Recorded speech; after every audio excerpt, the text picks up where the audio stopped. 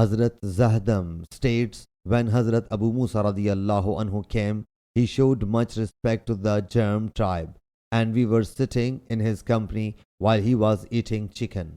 He invited one of the members of that tribe who was sitting beside him to eat. But he said, I saw it eating filth, so I developed a disgust for it. He said, come on, I have seen the Prophet ﷺ eating chicken. He said, I have taken an oath not to eat it.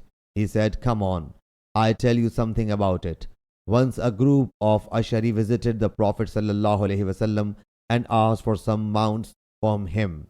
He ﷺ refused to give the mounts, but later he ﷺ granted the mounts, though he had taken an oath not to give us the mounts. Actually, he ﷺ got some camels of booty. So he ﷺ passed orders to grant us 5 camels, which we received. But we started saying to one another that perhaps the Prophet ﷺ had forgotten his oath. So in this state of affairs, we could never be successful.